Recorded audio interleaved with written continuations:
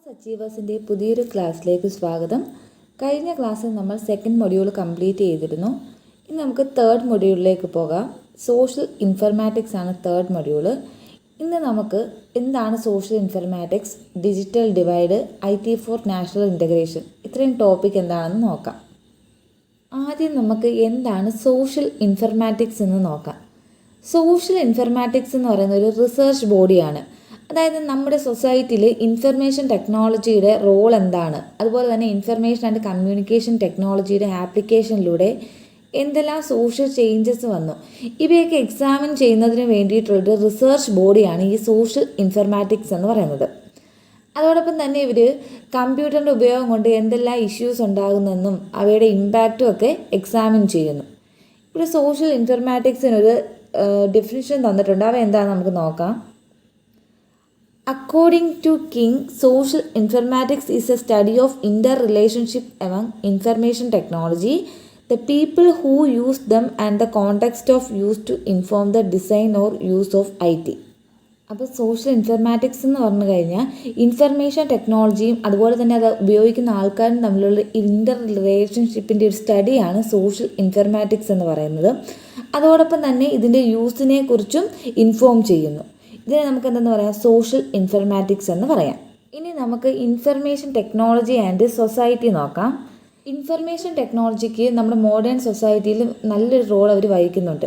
നമ്മളിപ്പം തന്നെ ആണെന്നെങ്കിൽ കോവിഡ് സിറ്റുവേഷനൊക്കെ വന്നു കഴിഞ്ഞപ്പോഴത്തേക്ക് ഇൻഫർമേഷൻ ടെക്നോളജിയുടെ യൂസ് കൂടുകയാണ് ചെയ്തത്, അല്ലേ? അതുപോലെ തന്നെ ഇൻഫർമേഷൻ ടെക്നോളജി നമ്മുടെ സൊസൈറ്റിയിലുള്ള എല്ലാ ഏരിയയിലും ഇതിനെ അപ്ലൈ ചെയ്തിട്ടുണ്ട്. മെഡിസിൻ ആണെങ്കിലും സയൻസ് ആണെങ്കിലും എഞ്ചിനീയറിംഗ്, ബിസിനസ്, ഈ ഏരിയയിലെല്ലാം എന്താണ് ഇൻഫർമേഷൻ ടെക്നോളജി അപ്ലൈ ചെയ്തിട്ടുണ്ട്. ഇനി നമുക്ക് എന്താണ് ഇൻഫർമേഷൻ ടെക്നോളജി കൊണ്ട് സൊസൈറ്റിക്കുള്ള ബെനിഫിറ്റ് അല്ലെങ്കിൽ ഇൻഫ്ലുവൻസ് എന്താണെന്ന് നോക്കാം. ഫസ്റ്റ് വണ്ണാണ് പ്രൈസ് എഫിഷ്യൻസി. പ്രൈസ് എഫിഷ്യൻസി എന്ന് പറഞ്ഞു കഴിഞ്ഞാൽ ടെക്നോളജി എയ്ഡഡ് കമ്മ്യൂണിക്കേഷനൊക്കെ വന്നപ്പോഴത്തേക്ക് ആൾക്കാർക്ക് ഡയറക്റ്റ് ഫേസ് ടു ഫേസ് ഇൻട്രാക്ഷനൊന്നും നടത്തേണ്ട കാര്യമില്ല. എല്ലാം ഈ നെറ്റ്വർക്കിൽ കൂടെ ചെയ്യാനായിട്ട് തുടങ്ങി. ബിസിനസ്സൊക്കെ ഈ ടെക്നോളജി ഇംപ്ലിമെൻറ്റേഷൻ വളരെ യൂട്ടിലൈസ് ചെയ്യുന്നുണ്ട്. അതിനാൽ അവർക്ക് ആവശ്യമായിട്ടുള്ള മെറ്റീരിയൽസ്, എംപ്ലോയീസ്, അതുപോലെ തന്നെ സപ്ലൈ, ഇതെല്ലാം എന്താ ടെക്നോളജിയുടെ സഹായത്തോടു കൂടി ചെയ്യാനായിട്ട് പറ്റും. അത് അവർക്ക് കോസ്റ്റ് കുറയ്ക്കാനായിട്ട് സഹായിക്കുന്നു. അതാണ് ഈ പ്രൈസ് എഫിഷ്യൻസി എന്ന് പറയുന്നത്. അടുത്തതാണ് generation of employment opportunities. Information ടെക്നോളജിയുടെ കണ്ടുപിടുത്തം വന്നതോടെ പുതിയ പുതിയ ജോബ്സ് ഡെവലപ്പായിട്ട് വന്നു. Computer programming, system analysis, hardware and software programming, web designing, ഇങ്ങനെ പുതിയ പുതിയ ജോബ് ഓപ്പർച്യൂണിറ്റീസ് ക്രിയേറ്റ് ചെയ്ത് വന്നു. ഇത് ഒരു സൊസൈറ്റിയെ സംബന്ധിച്ച് നോക്കുമ്പോൾ ഒരു ബെനിഫിറ്റാണ്. Next, updating the knowledge. Technology എന്ന് പറഞ്ഞു കഴിഞ്ഞാൽ ഡേ ബൈ ഡേ ഇങ്ങനെ ചേഞ്ച് ചെയ്തുകൊണ്ടിരിക്കുക അല്ലെങ്കിൽ അഡ്വാൻസ് ചെയ്തുകൊണ്ടിരിക്കുക. അതിനനുസരിച്ച് എന്ത് ചെയ്യണം, ആൾക്കാരും ആ ടെക്നോളജി അറിയണം. ലേൺ ചെയ്താൽ മാത്രമേ എന്ത് ചെയ്യാൻ പറ്റൂ, മുൻപോട്ട് പോകാനായിട്ട് പറ്റൂ. ഇപ്പം തന്നെ കോവിഡ് സിറ്റുവേഷൻ വന്നപ്പോഴത്തേക്ക് നമ്മുടെ എഡ്യൂക്കേഷനൊക്കെ എങ്ങോട്ട് മാറി, ഓൺലൈനിലോട്ട് മാറി. അപ്പോൾ എന്ത് ചെയ്യണം, ടീച്ചേഴ്സ് അതുപോലെ തന്നെ സ്റ്റുഡൻസ് ഈ ഓൺലൈൻ ടെക്നോളജീസ് യൂസ് ചെയ്യാനായിട്ട് പഠിക്കണം, അല്ലേ? അപ്പോഴത്തേക്ക് നമ്മുടെ നോളജ് എന്ത് ചെയ്യുക, അപ്ഡേറ്റ് ചെയ്യുക. അപ്പോൾ ടെക്നോളജി വന്നപ്പോഴത്തേക്ക് എന്ത് ചെയ്തു, പീപ്പിൾസിൻ്റെ നോളജും അതിനോടൊപ്പം തന്നെ അപ്ഡേറ്റ് ചെയ്യാനായിട്ട് കഴിയുന്നു. അടുത്തത് ബിസിനസ്. ഇന്ന് എല്ലാ ബിസിനസ്സിലും എന്ത് ഉപയോഗിക്കുന്നുണ്ട്, കമ്പ്യൂട്ടർ ഉപയോഗിക്കുന്നുണ്ട്. അവർക്ക് ഏത് പ്രോസസ്സ് വേണമെങ്കിലും കമ്പ്യൂട്ടറിൻ്റെ സഹായത്തോടു കൂടി ചെയ്യാനായിട്ട് സാധിക്കും. അതിനാൽ ഇത് ബിസിനസ്സിനെ സംബന്ധിച്ച് നോക്കുമ്പം അവരുടെ പ്രോസസ്സൊക്കെ ഈസി ആക്കാനും അല്ലെങ്കിൽ ആക്യുറേറ്റ് ആക്കാനായിട്ടൊക്കെ സഹായിക്കും. അതുപോലെ തന്നെ കമ്പ്യൂട്ടർ യൂസ് ചെയ്യുന്നത് കൊണ്ട് അവർക്ക് കോസ്റ്റും കുറയ്ക്കാനായിട്ട് പറ്റും. അതാണ് ബിസിനസ്സിനെ സംബന്ധിച്ച് നോക്കുമ്പോൾ ഇൻഫർമേഷൻ ടെക്നോളജി വന്നതുകൊണ്ടുള്ള അഡ്വാൻറ്റേജ് എന്ന് പറയുന്നത്. അടുത്തത് മെഡിക്കേഷൻ. ഇൻഫർമേഷൻ ടെക്നോളജി മെഡിസിൻ മേഖല അല്ലെങ്കിൽ ഹെൽത്ത് കെയർ സെക്ടറിലും വളരെ ഇമ്പോർട്ടൻ്റ് ആയിട്ടുള്ളൊരു റോൾ വഹിക്കുന്നുണ്ട്. ഈ മെഡിക്കൽ ഏരിയയിൽ യൂസ് ചെയ്യുന്ന എന്തിനാണെന്ന് വെച്ച് കഴിഞ്ഞാൽ പേഷ്യൻസിൻ്റെയൊക്കെ ഹിസ്റ്ററി ഡേറ്റാബേസ് മെയിൻറ്റെയിൻ ചെയ്യും. അതായത് നേരത്തെ എന്ന് പറഞ്ഞു കഴിഞ്ഞാൽ എല്ലാ കാര്യങ്ങളും പേപ്പർ റെക്കോർഡായിരുന്നു. ഇപ്പോൾ എന്ത് ചെയ്താൽ മതി, പേഷ്യൻറ്റിൻ്റെ ഒരു നമ്പർ കൊടുത്തു കഴിഞ്ഞാൽ അല്ലെങ്കിൽ പേര് കൊടുത്തു കഴിഞ്ഞാൽ പെട്ടെന്ന് തന്നെ അയാളുടെ ഡീറ്റെയിൽസ് എല്ലാം എടുക്കാനായിട്ട് സാധിക്കും. അതുപോലെ തന്നെ ഡയഗ്നോസിസ് നടത്താൻ, X rays, live monitoring of patients, ഇങ്ങനെയുള്ള ആക്ടിവിറ്റീസ് എല്ലാം ഈ ടെക്നോളജിയുടെ സഹായത്തോടു കൂടി ചെയ്യാനായിട്ട് സഹായിക്കും. അടുത്തതാണ് സയൻസ് ആൻഡ് എഞ്ചിനീയറിങ്. ഈ മെഡിസിൻ മേഖലയിലും ബിസിനസ് മേഖലയിലൊക്കെ സഹായിക്കുന്നത് പോലെ തന്നെ സയൻസ് ആൻഡ് എഞ്ചിനീയറിംഗ് സെക്ടറിലും ഇൻഫർമേഷൻ ടെക്നോളജി ഹെൽപ്പ് ചെയ്യുന്നുണ്ട്. കമ്പ്യൂട്ടർ ഉപയോഗിച്ചുകൊണ്ട് തന്നെ എൻജിനീയേഴ്സിന് ഇപ്പം ഡിഫിക്കൽട്ടായിട്ടുള്ള കോംപ്ലക്സ് ആയിട്ടുള്ള പ്ലാൻസ് ഒക്കെ വരയ്ക്കാനായിട്ട് പറ്റും. അതുപോലെ തന്നെ അവരുടെ എല്ലാ ആക്ടിവിറ്റീസും മെഷർമെൻറ്റ്സും കാര്യങ്ങളും എല്ലാം കമ്പ്യൂട്ടറിൻ്റെ സഹായത്തോടു കൂടി ചെയ്യാനായിട്ട് പറ്റും. അതാണ് സയൻസ് ആൻഡ് എൻജിനീയറിംഗ് എന്ന് പറയുന്നത്. ലാസ്റ്റ് വണ്ണാണ് ഇൻസ്ട്രക്ഷൻ പ്രോസസ്സ് എല്ലാം ഇന്ന് ഫുള്ളി നടക്കുന്നത് എന്താണ്, ടെക്നോളജിയുടെ ഹെൽപ്പോട് കൂടിയാണ് അല്ലേ. നമ്മുടെ എഡ്യൂക്കേഷൻ പ്രോസസ്സ് എല്ലാം ഇപ്പോൾ ഓൺലൈനാണ്. എന്താവശ്യമാണ്, ടെക്നോളജി ആവശ്യമാണ്. അപ്പം ഓരോ കുട്ടിക്കും ആവശ്യമായിട്ടുള്ള നോളജ് അവരുടെ ഇഷ്ടാനുസരണം അല്ലെങ്കിൽ അവരുടെ ആവശ്യത്തിനനുസരിച്ച് എന്ത് ചെയ്യാൻ പറ്റും, ഇൻ്റർനെറ്റിൽ നിന്നോ അല്ലെങ്കിൽ മറ്റ് മീഡിയാസിൽ വഴിയൊക്കെ അവർക്ക് ആക്സസ് ചെയ്യാനായിട്ട് കഴിയും. അപ്പോൾ ഇത്രയാണ് ബെനിഫിറ്റ് എന്ന് പറയുന്നത്. സൊസൈറ്റിയെ സംബന്ധിച്ച് ഇൻഫർമേഷൻ ടെക്നോളജിയുടെ ആപ്ലിക്കേഷനിലുള്ള ബെനിഫിറ്റ് എന്ന് പറയുന്നത് ഇത്രയാണ്. അടുത്തത് impact or issues of IT on society. നമ്മൾ ഏതൊരു ടെക്നോളജി ആണെങ്കിലും അതുപോലെ എന്ത് കാര്യമാണെന്നുണ്ടെങ്കിലും അതിനെ പുതിയതായിട്ട് ഇൻട്രൊഡ്യൂസ് ചെയ്യുമ്പം അതിനെ കുറച്ച് അഡ്വാൻറ്റേജസും അതുപോലൊപ്പം തന്നെ കുറച്ച് ഇഷ്യൂസ് അല്ലെങ്കിൽ ഡിസഡ്വാൻറ്റേജസും കാണുമല്ലേ. നമ്മളെന്ന് പറഞ്ഞു കഴിഞ്ഞാൽ ഇന്നത്തെ സൊസൈറ്റി ഇൻഫർമേഷൻ ടെക്നോളജിയെ കൂടുതൽ ഡിപ്പെൻഡ് ചെയ്താണ് ജീവിക്കുന്നത്. നമ്മളാണെങ്കിൽ തന്നെ കണ്ടിന്യൂസ് ആയിട്ട് ഫോൺസ് അല്ലെങ്കിൽ TV, കമ്പ്യൂട്ടർ ഇങ്ങനെ ഓരോന്നും യൂസ് ചെയ്താണ് ജീവിക്കുന്നത് അല്ലേ. ഇങ്ങനെ കണ്ടിന്യൂസ് ആയിട്ട് നമ്മൾ ഡിപ്പെൻഡ് ചെയ്യുമ്പോഴത്തേക്ക് നമുക്ക് ഫിസിക്കലായിട്ടും അതുപോലെ തന്നെ മെൻ്റലായിട്ടും ഒക്കെ കുറേ പ്രോബ്ലംസ് ഉണ്ടാവാനായിട്ട് കാരണമാവും. അതുപോലെ തന്നെ നമ്മളിങ്ങനെ യൂസ് ചെയ്യുന്നത് മൂലം നമ്മളങ്ങ് മടിയന്മാരായിട്ട് മാറും. അതുപോലെ നമ്മുടെ ഇമാജിനേഷൻ കപ്പാസിറ്റി, പിന്നെ ക്രിയേറ്റിവിറ്റി, കമ്മ്യൂണിക്കേഷൻ സ്കില്ല് ഇതെല്ലാം കുറയാനായിട്ട് കാരണമാകും.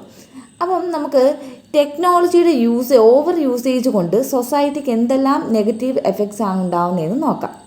ഫസ്റ്റ് വണ്ണാണ് ഹെൽത്ത് ഇഷ്യൂസ്. ഹെൽത്ത് ഇഷ്യൂ എന്ന് പറയുന്നത് വളരെ ഇമ്പോർട്ടൻ്റ് ആയിട്ടുള്ളൊരു പ്രോബ്ലമാണ് ഈ IT ഓവർ യൂസേജ് മൂലം. ഈ ഹെൽത്ത് ഇഷ്യൂസ് ഒന്നെങ്കിൽ ഫിസിക്കലാവാം മെൻ്റലുമാവാം.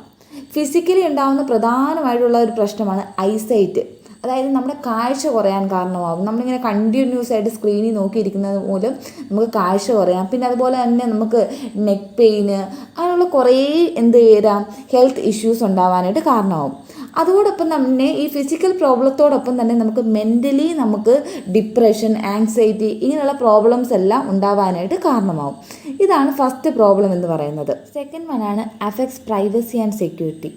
ഇൻഫർമേഷൻ ടെക്നോളജി എന്ന് പറയുമ്പോഴത്തേക്ക് നമ്മൾ ഈ നെറ്റ്വർക്ക് വഴി അല്ലെങ്കിൽ കമ്പ്യൂട്ടർ വഴിയൊക്കെ നമ്മൾ ഡേറ്റാസ് ട്രാൻസ്ഫർ ചെയ്യുമ്പോഴത്തേക്ക് ഹാക്കേഴ്സ്, അതായത് നമ്മുടെ അനുവാദമില്ലാതെ നമ്മുടെ ഡേറ്റാസ് ആക്സസ് ചെയ്യാനായിട്ട് പലരും ഉണ്ട്. അതുകൊണ്ട് നമ്മൾ ഇമ്പോർട്ടൻ്റ് ആയിട്ടുള്ള ഇൻഫർമേഷൻസോ അതുപോലെ പാസ്വേഡ്സ്, നമ്മുടെ ക്രെഡിറ്റ് കാർഡ് നമ്പേഴ്സ് ഇങ്ങനെയുള്ള കാര്യങ്ങളൊക്കെ നമ്മൾ നെറ്റ്വർക്ക് വഴി ട്രാൻസ്ഫർ ചെയ്യുന്ന സമയത്ത് മറ്റുള്ള ആൾക്കാർ അതിനെ സ്റ്റീൽ ചെയ്യാനുള്ള ചാൻസ് വളരെ കൂടുതലാണ്. ഇത് ഇൻഫർമേഷൻ ടെക്നോളജി സംബന്ധിച്ച് നോക്കുമ്പോൾ ഒരു നെഗറ്റീവ് എഫക്റ്റാണ്. തേർഡ് വണ്ണാണ് സോഷ്യൽ ഇഷ്യൂസ്. സോഷ്യൽ ഇഷ്യൂസ് എന്ന് പറഞ്ഞു കഴിഞ്ഞാൽ നമ്മൾ കമ്പ്യൂട്ടേഴ്സ് ഇപ്പം എല്ലാ മേഖലയിലും സൊസൈറ്റി യൂസ് ചെയ്യുന്നുണ്ട്. ബിസിനസ്സിലാണെങ്കിലും education, science and technology, banking, insurance ഈ മേഖലയിലെല്ലാം നമ്മൾ കമ്പ്യൂട്ടർ യൂസ് ചെയ്യുന്നുണ്ട്. അതോടൊപ്പം തന്നെ നമ്മൾ ഗെയിംസിനും കമ്പ്യൂട്ടേഴ്സ് യൂസ് ചെയ്യുന്നുണ്ട്. ഇപ്പോൾ ആരും അല്ലാതെ നോർമൽ ഗെയിംസ് ഒന്നും കളിക്കാറില്ല. എല്ലാവരും കമ്പ്യൂട്ടർ ഗെയിംസാണ് കൂടുതലും കളിക്കുന്നത്. കാരണം ഇവയെല്ലാം ഡെവലപ്പ് ചെയ്തേക്കുന്നതെന്ന് പറഞ്ഞു കഴിഞ്ഞാൽ റിയലിസ്റ്റിക് ഫീൽ പ്രൊവൈഡ് ചെയ്യുന്ന രീതിയിലാണ് ഇവയെല്ലാം ഡെവലപ്പ് ചെയ്തിരിക്കുന്നത്. ഈ കില്ലിങ് റിലേറ്റഡ് ആയിട്ടുള്ള ഗെയിംസൊക്കെ, PUBG അങ്ങനെയുള്ള ഗെയിംസൊക്കെ കളിക്കുമ്പോഴത്തേക്ക് കുട്ടികളിൽ ഒരു അഗ്രസീവ് സ്പിരിറ്റ് ഡെവലപ്പ് ചെയ്യാനായിട്ട് കാരണമാകും. അപ്പോൾ ഇതെന്ത് ചെയ്യും, അവരുടെ സോഷ്യൽ സ്കില്ലിനെ അഫക്റ്റ് ചെയ്യും. അതാണ് തേർഡ് ഇഷ്യൂ എന്ന് പറയുന്നത്. ഈ പറഞ്ഞ ഇഷ്യൂസൊക്കെ നമുക്ക് കുറയ്ക്കണമെന്നുണ്ടെങ്കിൽ ഒരേ ഒരു വഴി എന്ന് പറഞ്ഞു കഴിഞ്ഞാൽ നമ്മൾ ഇവയുടെയൊക്കെ യൂസ് കുറയ്ക്കണം. ഒരു ലിമിറ്റ് വെച്ച് വേണം ഇതെല്ലാം യൂസ് ചെയ്യാനായിട്ട്. അതുപോലെ തന്നെ നമ്മൾ കൂടുതൽ സമയം മറ്റുള്ളവരുമായിട്ട് കമ്മ്യൂണിക്കേറ്റ് ചെയ്യാനായിട്ട് ശ്രമിക്കുക. അങ്ങനെ കമ്മ്യൂണിക്കേറ്റ് ചെയ്യുന്നത് വഴി നമ്മുടെ കമ്മ്യൂണിക്കേഷൻ സ്കില്ല്, ഇമാജിനേഷൻ, ക്രിയേറ്റിവിറ്റി ഇങ്ങനെയുള്ള കാര്യങ്ങളൊക്കെ നമുക്ക് ഡെവലപ്പ് ചെയ്യാനായിട്ട് സാധിക്കും. ഇത്രയുമാണ് ഇതിനകത്ത് വരുന്നത്. അടുത്തത് നമുക്ക് എന്താണ് ഡിജിറ്റൽ ഡിവൈഡ് എന്ന് നോക്കാം. ഡിജിറ്റൽ ഡിവൈഡ് എന്നാൽ ടെക്നോളജി ഈസി ആയിട്ട് ആക്സസ് ചെയ്യാൻ കഴിയുന്നവരും അതുപോലെ തന്നെ ആക്സസ് ചെയ്യാൻ കഴിയാത്തവരും തമ്മിലുള്ള ഡിഫറൻസ്, അല്ലെങ്കിൽ ഓരോ സൊസൈറ്റിയിലുമുള്ള ഓരോ ഗ്രൂപ്പും ടെക്നോളജി അഡോപ്റ്റ് ചെയ്യുന്നത് ഡിഫറെൻറ്റ് റേറ്റിലായിരിക്കും. അപ്പോൾ ഇവ തമ്മിലുള്ള ഡിഫറൻസിനെയാണ് ഡിജിറ്റൽ ഡിവൈഡ് എന്ന് പറയുന്നത്. അതായത് എല്ലാവർക്കും ഒരുപോലെ ടെക്നോളജി ആക്സസ് ചെയ്യാനായിട്ട് കഴിയത്തില്ല. പല ഫാക്ടേഴ്സ് കാരണം ഡിഫറെൻറ്റ് റേറ്റിലായിരിക്കും ഓരോ ആൾക്കാർ അല്ലെങ്കിൽ ഓരോ ഗ്രൂപ്പ് ആക്സസ് ചെയ്യുന്നത്. ഇതാണ് ഡിജിറ്റൽ ഡിവൈഡ്. അപ്പോൾ ഒരാൾ ഡിജിറ്റൽ സിറ്റിസണായി മാറാൻ കഴിയാതെ ടെക്നോളജിയിലൂടെയും റിസോഴ്സസിൻ്റെയൊക്കെ ഇംബാലൻസിനെയാണ് നമുക്ക് എന്തെന്ന് പറയാം, ഡിജിറ്റൽ ഡിവൈഡ് എന്ന് പറയാം. ഇതിലൂടെ ടെക്നോളജി ആക്സസ് ചെയ്യാൻ കഴിയുന്നവരും ആക്സസ് ചെയ്യാൻ കഴിയാത്തവർ അല്ലെങ്കിൽ ലിമിറ്റഡ് ആയിട്ട് കഴിയുന്നവരും തമ്മിലുള്ള ഗ്യാപ്പിനെയാണ് ഡിജിറ്റൽ ഡിവൈഡിലൂടെ കാണിക്കുന്നത്. നമുക്ക് ഡിജിറ്റൽ ഡിവൈഡിനെ ജെൻഡർ, ഇൻകം, ഗ്രൂപ്പ്സ്, ലൊക്കേഷൻ ഇവയുടെയൊക്കെ ബേസിൽ ക്ലാസിഫൈ ചെയ്യാനായിട്ട് കഴിയും. ഇനി നമുക്ക് ഡിജിറ്റൽ ഡിവൈഡിൻ്റെ ടൈപ്സ് ഏതൊക്കെയാണെന്ന് നോക്കാം.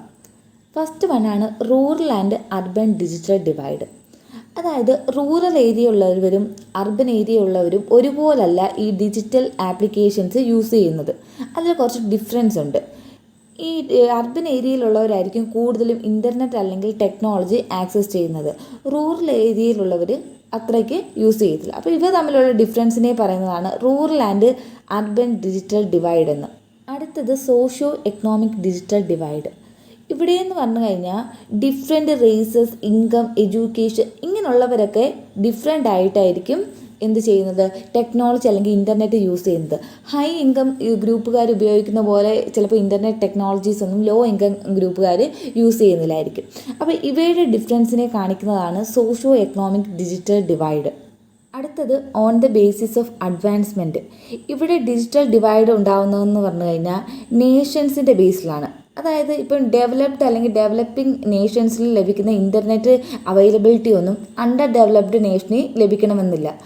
അങ്ങനെയുള്ള കേസിൽ എന്തായിരിക്കും, അവിടുത്തെ ഈ നേഷൻസ് യൂസ് ചെയ്യുന്നത് ഇൻ്റർനെറ്റിൻ്റെ ആക്സസ് എന്ന് പറയുന്നത് ഡിഫറെൻ്റ് ആയിരിക്കും അല്ലേ. ഈ ഡിഫറൻസിനെ കാണിക്കുന്നതാണ് on the base of advancement എന്ന് പറയുന്നത്. അടുത്തത് ഇൻഡിവിജ്വൽ ഡിജിറ്റൽ ഡിവൈഡ്.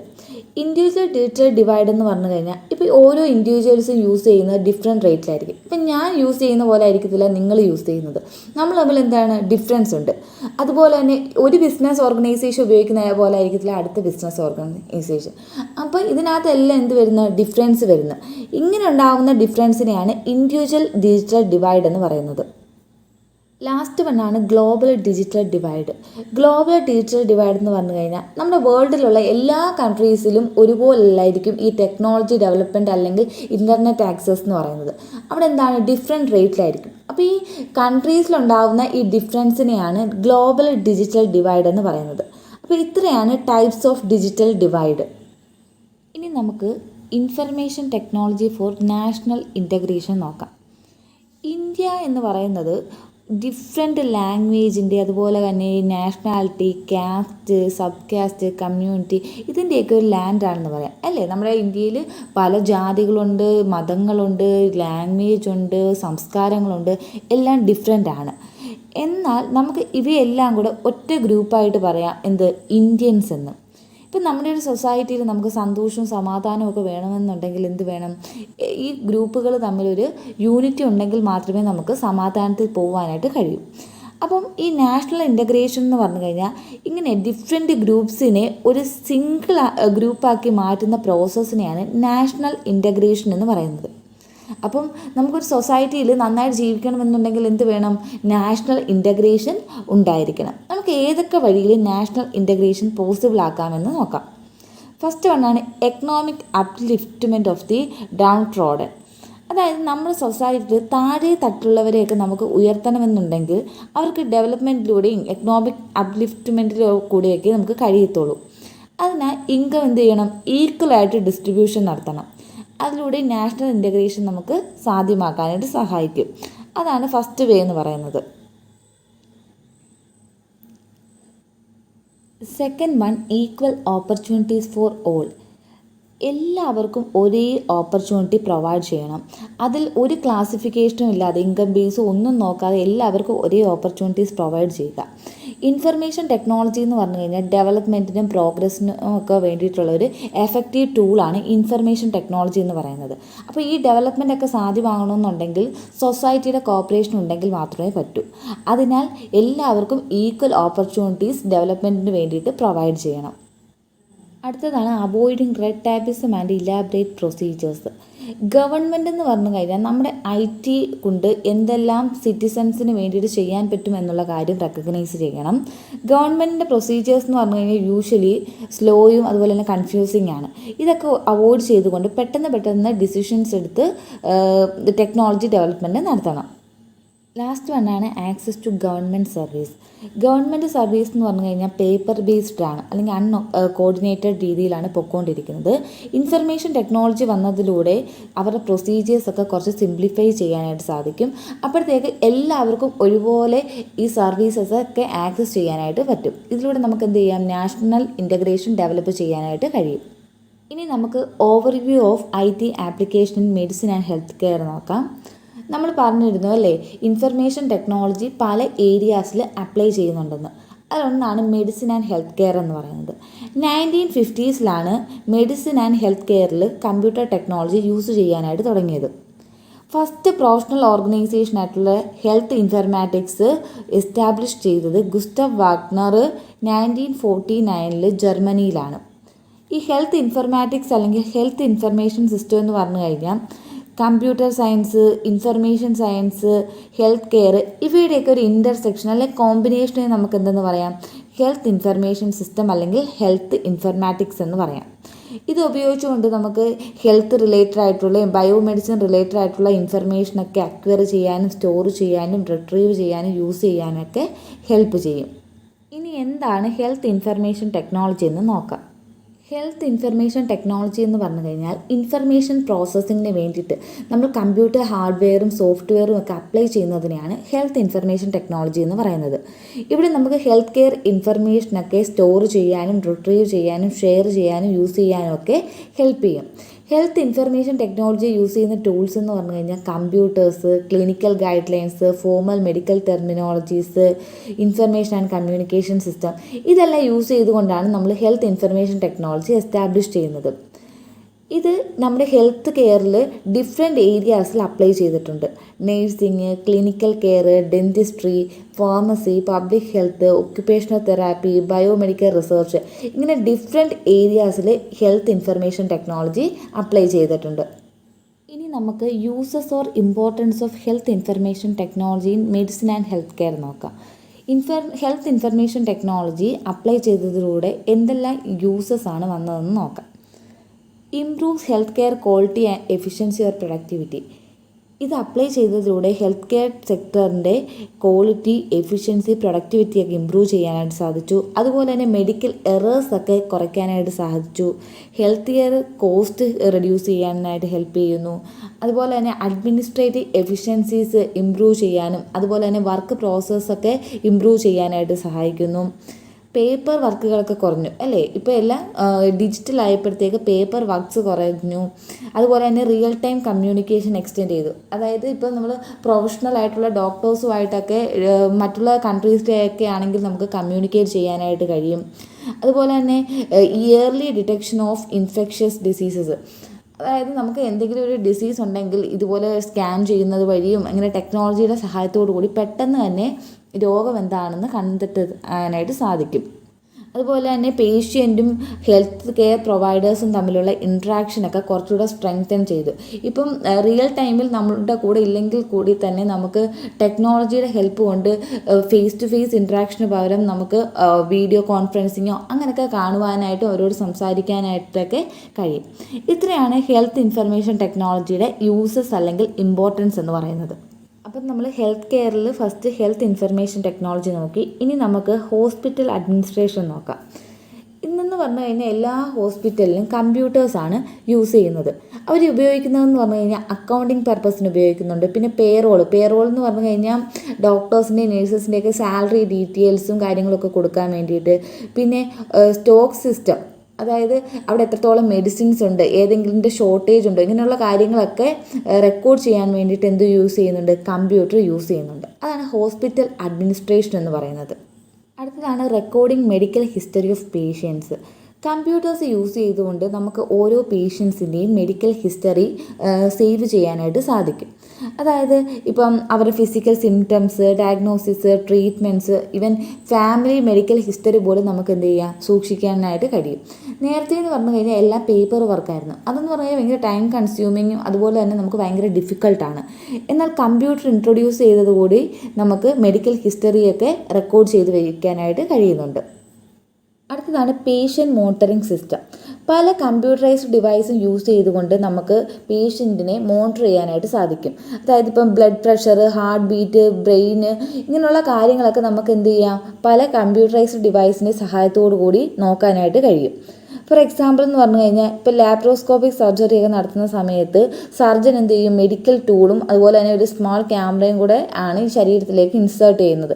എന്നിട്ട് കമ്പ്യൂട്ടറോ അല്ലെങ്കിൽ മോണിറ്ററിൻ്റെ സഹായത്തോടു കൂടി ഇവ കണ്ടായിരിക്കും സർജൻ എന്ത് ചെയ്യുന്നത്, ഓപ്പറേഷൻ നടത്തുന്നത്. അപ്പോൾ ഇതൊക്കെ എന്താണ്, ടെക്നോളജിക്ക് കൊണ്ടുവന്നൊരു ഡെവലപ്മെൻറ്റും അതുപോലെ തന്നെ ആ ടെക്നോളജിയെ ഹെൽത്ത് കെയർ ഏരിയയിലോട്ട് അപ്ലൈ ചെയ്തത് കൊണ്ടുള്ള ബെനിഫിറ്റാണ്. ലാസ്റ്റ് വണ്ണാണ് ഡയഗ്നോസിസ് ഓഫ് ഡിസീസസ്.